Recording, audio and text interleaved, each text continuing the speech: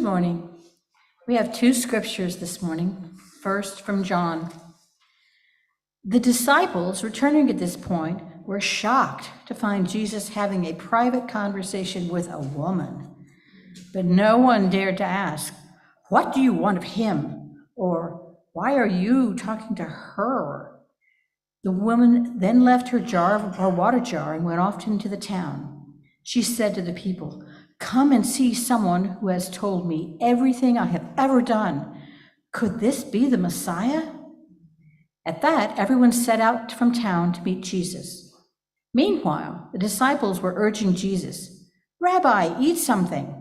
But Jesus told them, "I have food to eat that you know nothing about." At this, the disciples said to one another, "Do you think someone has brought him something to eat?" Jesus explained to them, "Doing the will of the one who sent me and bringing this work to completion is my food. Don't you have a saying, 4 months more and it will be harvest time? I tell you, open your eyes and look at the fields. They're ripe and ready for harvest. Reapers are already collecting their wages. They're gathering fruit for eternal life, and sower and reaper will rejoice together." So the saying is true. One person sows, another reaps. I have sent you to reap what you haven't worked for. Others have done the work, and you've come upon the fruits of their labor. And now from the wisdom of Solomon. By contrast, your own people were given the food of the angels. You sent your people bread from heaven that they might eat without toiling for their food, a bread ready to eat and rich in flavor and suitable to everyone's taste. You demonstrated your sweet kindness toward your children by sustaining them with a food that satisfied every taste, transforming itself into whatever each person desired it to be. Though it looked like snow and ice, it resisted fire and did not melt. So your children might understand that, even though you destroy their enemies' harvest with fire in the hailstones and lightning in the torrential rains, that same fire had been made powerless so that the just might be fed. For creation, in imitation of you, its maker, seeks to punish the unjust. For it is benevolent towards those who trusted you. It was true at that time too. Nature adapted itself unceasingly to the service of your great bounty, according to the desires of those who called upon your name. So these people whom you loved, Adonai, were to learn that we are not nourished by food, but that those who trust you are sustained by your word. That food, which even fire could not destroy, simply melted away when warmed by the sun's first rays, so they might learn to rise before the sun and give thanks and praise to you as the new day dawns. The hope of the ungrateful will melt like snow and drain away like water that runs to the cistern. Ancient words for our present day consideration.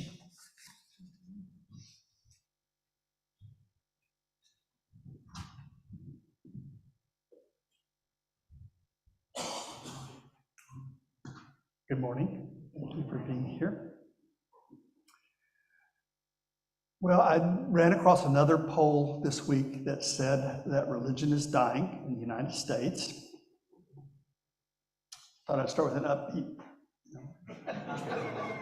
kind of thing, but it's like, how many polls in a row are saying that? And you look at Europe,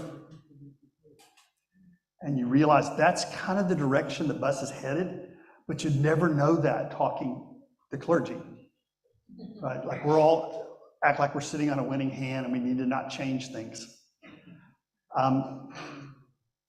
We need to change things radically. A reformation that is beyond anything Luther or Calvin ever thought of. And so I think in many ways the people need to detach from the church. They're going to keep in contact with the sacred. That doesn't mean you have to leave. Obviously, I have a vested interest in you not doing that. At the same thing, I have a more profound interest in you finding yourself. And to do that, we've really got to shut down some of the harmful messages that had become a part of traditional Christianity. I remember sitting where you're sitting, I mean, not in this building, but when I was a kid, listening to a preacher, listening to Sunday school teachers, and knowing they were bluffing. Even as a kid, you just feel the superficiality. You do not understand this very profoundly, which then when you ask questions and you saw the fear in their eye, you realize this vessel has a crack in it and it's taking on water. It doesn't need to be that way, but that's the way it is right now. And I remember kind of despairing at how small the religion that I was being taught was. It was for Christians. And people who just happened to be born in a different place were seen as kind of, well, that's just tough, really sad story. God, he was a nice guy, we'll miss him in hell, but it's more food for us. They didn't ever say that, but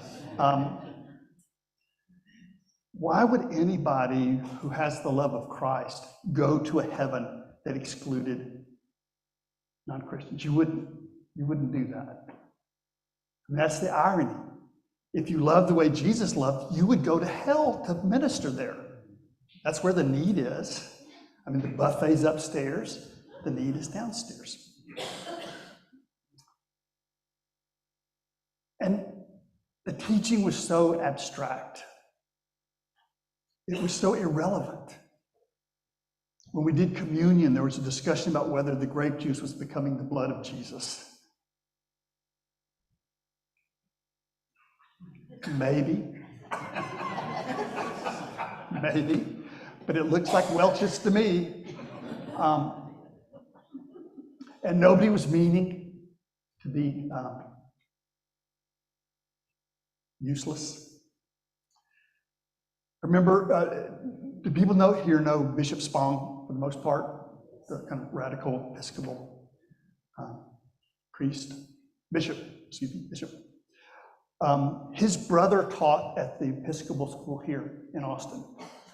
And I'll never forget one class where he said, before you get in the pulpit, and he would get angry at us because he knew what young clergy were about to go do to the rest of the world. We're about to leave with our ignorance and arrogance and hurt people. So he would say, before you enter the pulpit, and his face would turn red, he'd say, you need to ask yourself 3 questions. First of all, who knows? Right, before you make a claim in the church that you can't back up, and you don't know, ask that question, who knows that really? When the preacher gets up with a smirk and says, Jesus was born of a virgin, maybe, but do we want to risk our lives on a maybe? I don't think so. So who knows? Who says? What gives you authority to try to live other people's lives? That's a good question. But the deadliest question came next.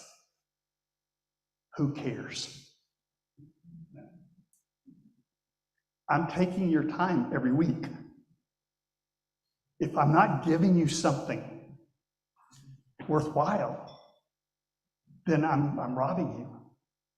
I'm cheating you. So the church needs to make sure the rubber hits the road. But it's really impossible to do that all the time. Like a few minutes ago when we said, everybody look to your right. It's like, okay, that means everybody's looking at the back of somebody's head. So it's like, we don't think of that. Like when you're in the staff meeting, you don't think, okay, if everybody looks right, that's not going to work. Which isn't a problem as long as you have a sense of humor, right? You say, okay, well, that's easily corrected. Half of you look right, half of you look left.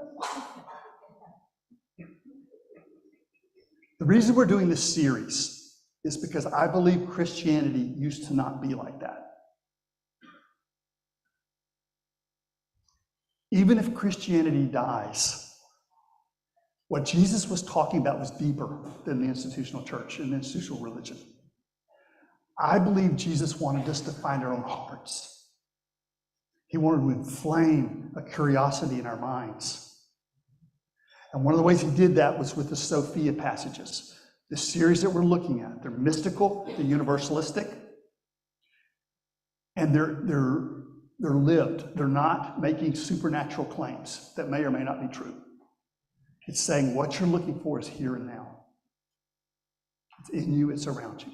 So we're going to look at this story that's a setup for the communion service that we're about to do very quickly, which comes from the mystery religions, which again, the point was to initiate us into life, not to initiate us into the church, right? When religion initiates you into itself, you've just been given a sucker punch. But that's circular, that's self-referential. So we're going to walk step by step through the communion service and these passages that we have and see if there's something helpful that you can live, where you don't have to take my word for it, where it's more like bringing you to an awareness that was just below the threshold about who you are in the cosmos. Because when you came here, I don't think you were asking, does the grape juice turn into blood? Right? Does Jesus have one nature or two? You want to know what the meaning of your life is and how you can live it as a gift for other people. There's something restless in you. And what our passages are saying is that thirst that you have, that hunger that you have, is not a problem. That's your homing beacon to the sacred. And when the church tells you that that's wrong, that's a lack of faith, to have doubts, to have thirst, to be restless, then it betrays you because it leads you away from who you really are. When we take communion in a couple of minutes, we can't pass out the cup because of COVID, so we'll pass out little plastic things. But the symbol is of the cup. And the cup symbolizes the depths of your being. Right before what we heard in the passage from John, Jesus meets the woman at the well. And they have a little dialogue about whether this well belongs to the Samaritans or to the Jewish people. And the surprise is it doesn't belong to either religion in and of itself. Emerson once said that truth is not the province of any sect. It's a certain depth in every approach.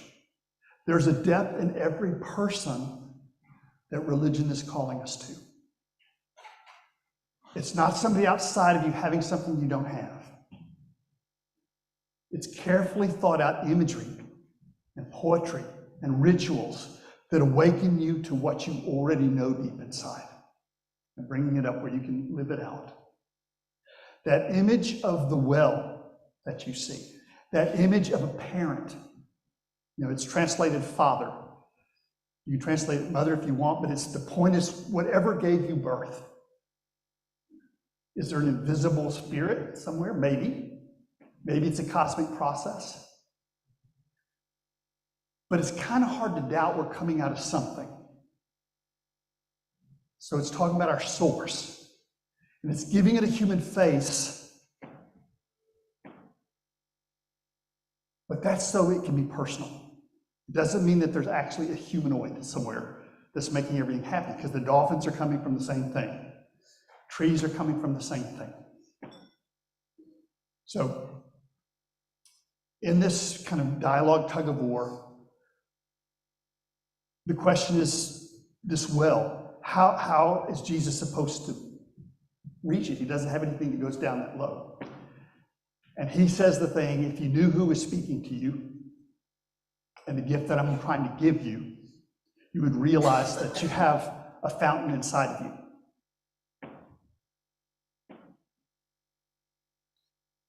So, what I hear Jesus saying there is not that you have to come to the church to get this gift. It's inside you. And when you go deeply enough in yourself, you realize you're gurgling up from God, the cosmos, whatever that, however you imagine that source. But all you need to know is that you're called to go deeper inside of yourself. You don't have to figure it out. You don't have to go looking for it. And that's the key to this art piece that's been passed along. What you're looking for is inside you, which is kind of ironic. That's the last place you'd think to look. The kingdom is within you. It's all around you. Nobody can give it to you. Whenever we go deeper, whenever we get quiet, we go into as deep as we can, then it starts unleashing. If religion doesn't lead us to that place where you feel that fountain of life within you, then it's betrayed you. It's misled you. That's the gift Jesus was trying to give. The second is the bread. And remember, Jesus is going to be, we say crucified, which sounds very religious. But the cross was invented by Rome, not by God. But the atonement stuff is pretty much a lot of nonsense. If God is what needs to change, then the atonement, we're messed up anyway. It was Rome that invented the cross. It is imperialism, domination, and all of those manifestations that this ritual is intended to call us beyond. Your value is so deep that it can't be measured. But raised in a capitalist culture, you probably don't know that. You probably measure yourself on a scale that somebody else gave you. And you may think it's okay to let people starve to death, to let people go without medical care, because the system is what you can trust. See, that's bad theology. The invisible hand of the market does not exist. Right? That's a mythology. The bread takes your pain and your suffering and puts it in the larger context. You are part of something larger than yourself. And that larger life is what feeds your heart. A religion based on saving your own soul will never feed your soul. Because you're bigger than that. Did you know the word spirit in Hebrew means breath? It also means wind. Think if instead of spirit, if instead of thinking of an invisible human being who lives up in the clouds, you thought of your most intimate breath and how it weaves in with other beings. Human beings, yes. Animals, plants. There's something mysterious and mystical that ties us to one another. That tie is more profoundly who we are than our individual lives. So when you feel alone, and that can be so overwhelming, you feel like nobody really knows you, nobody really cares, to remember that you're weaving in and out of every other being on the planet on a constant basis, and that's who you really are. Are you up for a little heresy here? Resurrection is not when bodies get up again. It's the fact that the life goes on, in spite of the fact that the bodies don't get up. Critters eat the bodies, but life goes on. Because you are larger than it seems. So that notion of deepening who you are was the cup does that. Bread opens you up to a common life. And it starts with Jesus' pain, but it's also your pain. Right? When Jesus didn't say, okay, this is my body, look at it, put it in a museum. He split it up and gave it out. Right? When he took the cup, that was supposed to be saved for the Messiah. He takes it and gives it to you. You are the light of the world. So what religion should do is first deepen us, but then it should broaden us. And we realize that we don't have to make sense of our lives in terms of the little scale. You are a gift to the universe. You are an expression of the universe. You are a cosmic surprise. And Jesus was trying to share that. The last thing that's said, in some ways, is the hardest to hear. And that is Jesus goes out and they say, "Are you hungry, Jesus?" This stuff drives you crazy, right? I mean, it's a kind of cosmic poetry where Jesus says, "I'm that you're looking, I'm this, I'm that." And that's that kind of sense of our ultimate identity. That Jesus is trying to say he is this word, this pattern, cosmic pattern, made into flesh. But the reason he's saying that is not so that you'll worship him, but so that you'll realize about yourself. We are all the Word made flesh. All of us. Every human being, every animal. Think how different our lives would be if we could remember that, if we could hold on to that. When everything else makes you feel like you don't count, you're not important, that you're alone, all of those things would be overcome with the sense of this larger life. Whenever you see the word in the Bible, that doesn't mean word, but that's the English. But it's talking about the pattern of things. It's talking about what holds you together, what connects you with everything else. The Bible is the witness to the word, it is not the word. Jesus is the incarnation of the word, but so are you. Life is incredibly different when we remember that.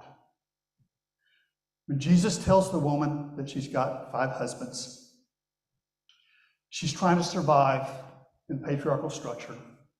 Probably her first husband died. And what Jesus is talking about, the clients that she has to try to feed her children and not starve to death herself. The problem is not with her, the problem is with that culture. And so Jesus isn't shaming her, and that's why she goes out and says, "He told me everything I've ever known." But it's important to realize she is just as much a manifestation of the sacred as he is. As much of a miracle, as much as a gift. So in the Sophia passage, it says, whoever ate the bread, the manna, it tasted different for every person. It tasted like what they were looking for. So it's wrong for the church to say there's only one way that's going to manifest. There's an infinite number of ways it's going to manifest. And every individual has to do it differently. The fact that you didn't fit in the church that you were raised in should make you feel good about yourself. Right? If you were still wearing their straitjacket, that would be a problem. Thank you for that courage. And when you hear these Psalms where Jesus says, "I am this, I am that," God loves me so much, it's all of us. You are the Word made flesh. You are the beloved. And I hope that you'll be able to hear that in the future when you hear these beautiful cosmic songs Jesus sang. In many ways, Christianity is dying in the United States. Not a bad thing, because the Christianity that's dying isn't helping people anyway. But what will be reborn from those ashes could help people. And it's what Jesus was trying to give in the first place. So when you see in a couple minutes the cup, it's not magic grape juice. It's helping you remember that you come from the depth of the cosmos. You're this miraculous manifestation, because we can forget that. And when you share the bread, it means that your suffering is not meaningless, because our lives weave together in a tapestry. And then finally, when you hear Jesus say, I'm the Word, realize that he's talking about you too. Because whatever the pattern is that puts the universe together, you are that. Remember, when you're looking for the sacred, that the sacred is infinite, so it's everywhere that you're looking. In the midst of your being lost, it's there. But you can't get away from something that's everywhere. And when you feel like life is just pouring away, to realize that eternity is right there at every moment. You don't have to die before eternity starts. The clock started a long time ago. And finally, when you look at the culture and you feel like you don't bring that much to the game, realize that Jesus didn't ever say that. Jesus said, you are the light of the world. You are the Word made flesh. You are the beloved. Well, that's the best I can do with this passage, but we're going to take a moment. Never trust a preacher. Go inside your own heart and see what rings true. Take a moment for you to do that.